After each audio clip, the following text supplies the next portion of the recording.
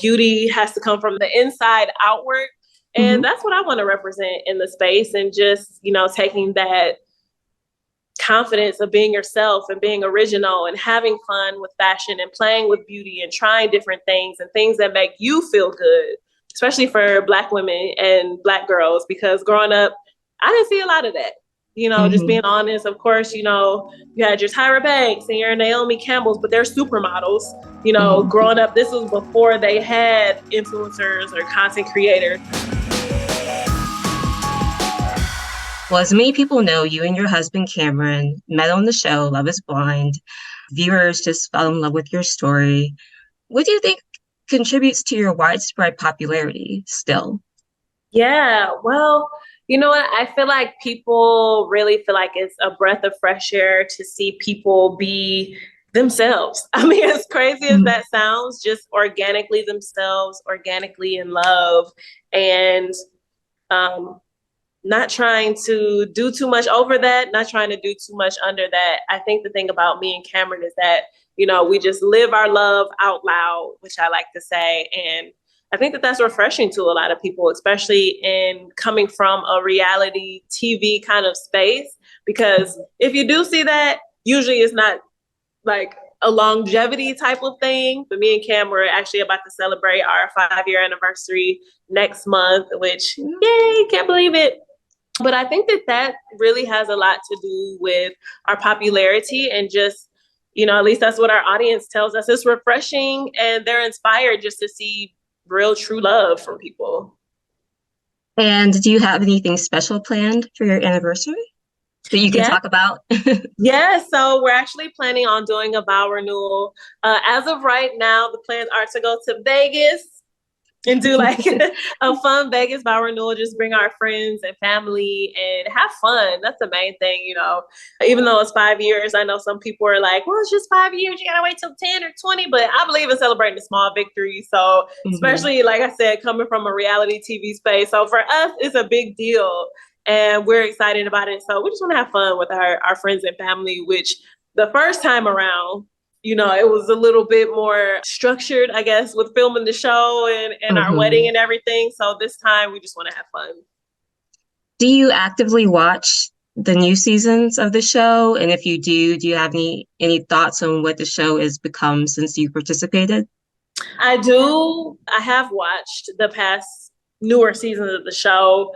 The show has definitely changed since our season, but I think that's apparent. I feel like in most reality shows, the very first season is always just like, when it's really new, it's fresh, it's really an experiment. We didn't really know fully what we were walking into. So I feel like it was a lot more genuine, dare I say. And now, once you get into the 5th and 6th season of a show, I feel like cast kind of see what works. They see what gets the camera time. They know that drama sells. Thank you so much.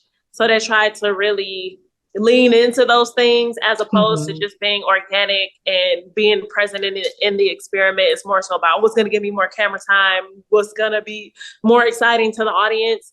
So I think that it's changed in that way, where at first it felt like it was just about, building genuine connections. And now I would say it's more so about entertainment.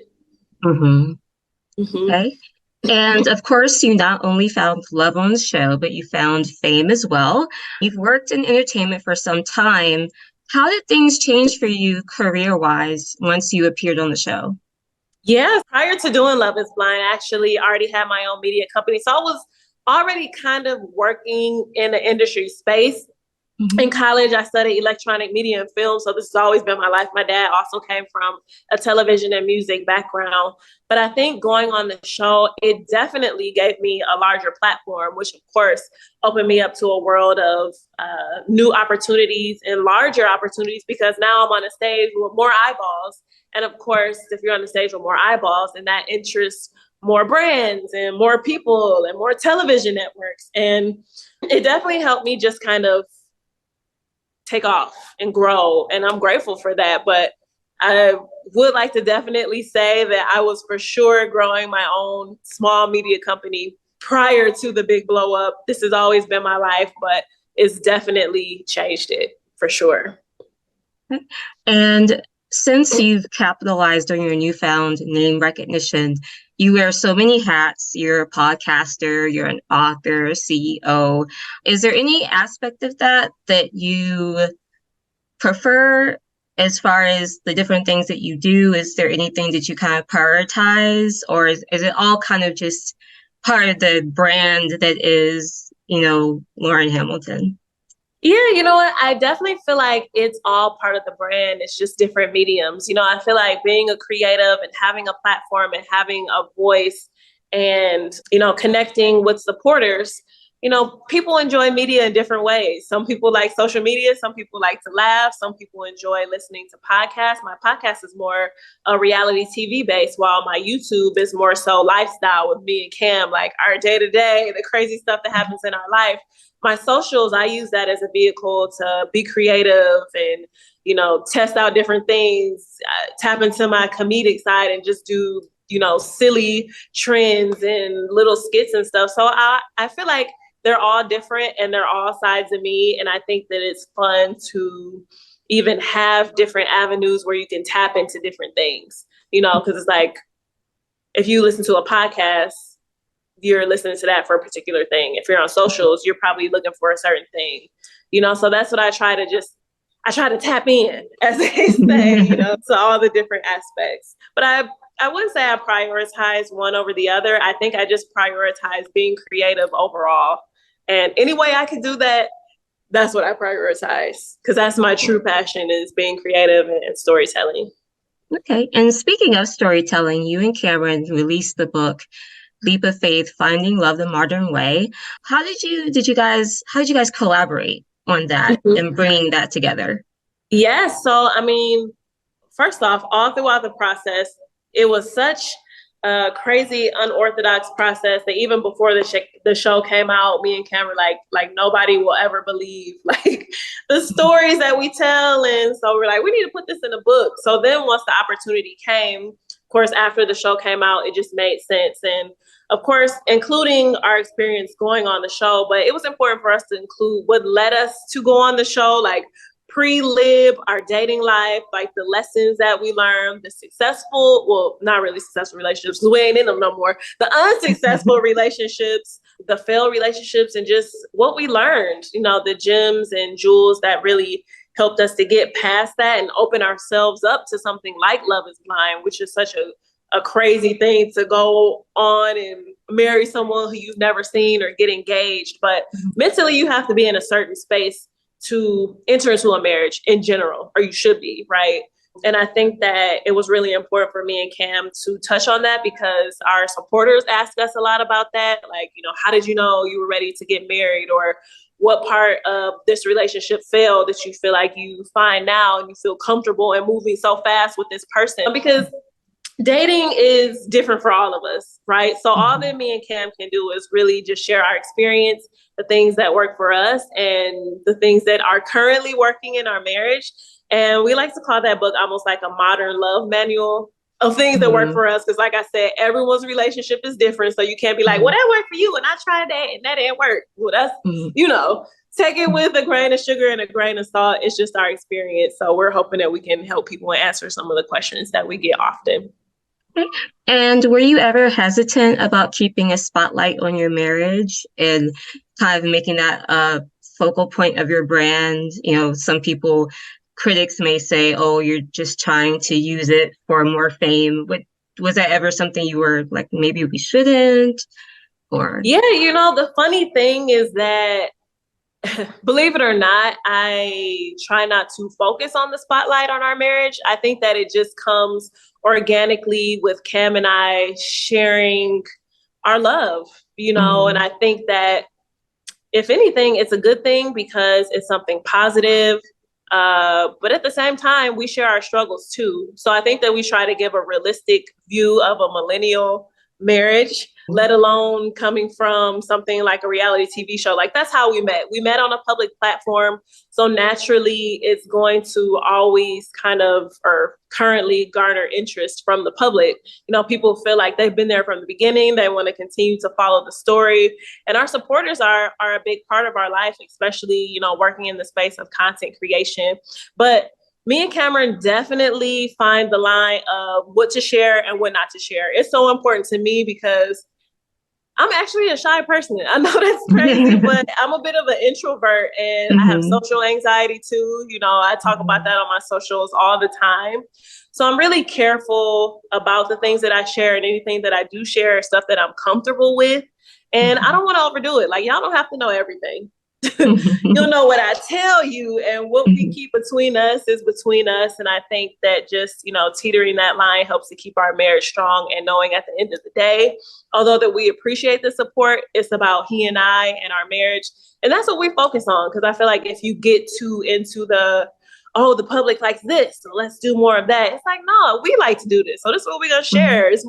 We like to focus on more of like a docu share type of thing, except for like when we do the fun skits and stuff, of course, that's planned. But we want it to be organic. We don't want it to be forced or start to feel like we're, dancing for the public, because then you lose the value of what the marriage is all about in the first place. It ain't about y'all, even though we love y'all, but it's more so just sharing from the joy of it as opposed to trying to perform for the public.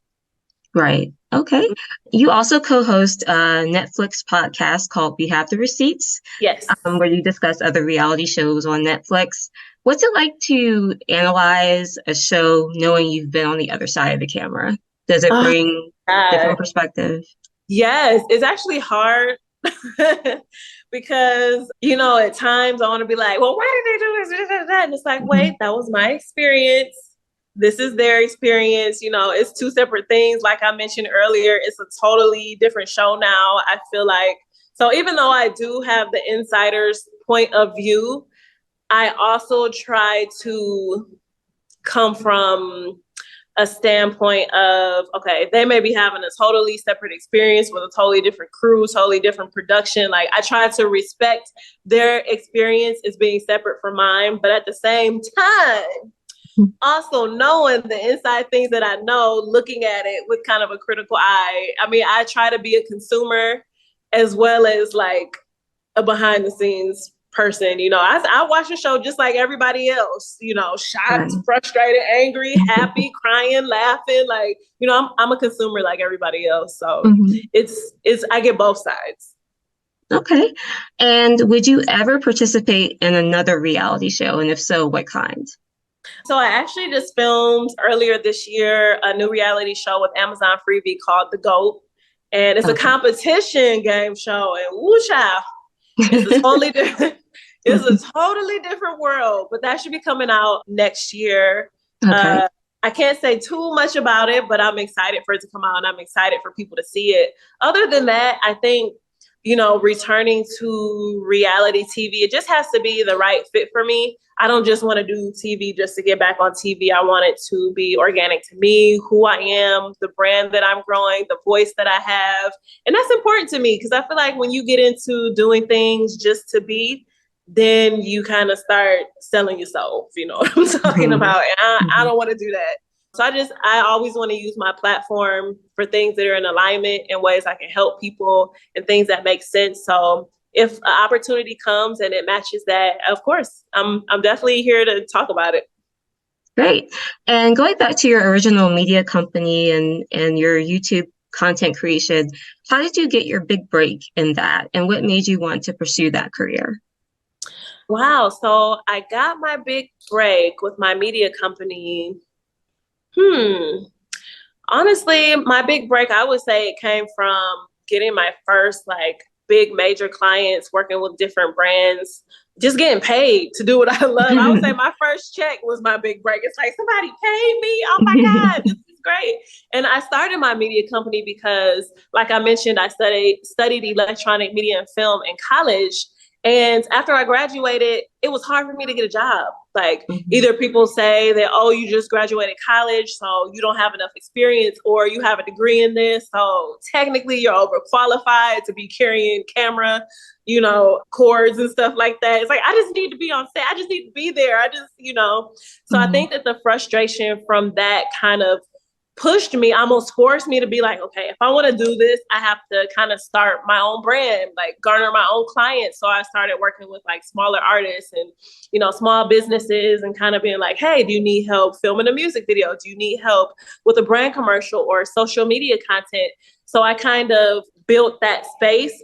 So once I got to a point where I actually had a client list and I was getting paid like on a consistent basis and making money from my own business, I would say that was my big break. Like that was huge to me.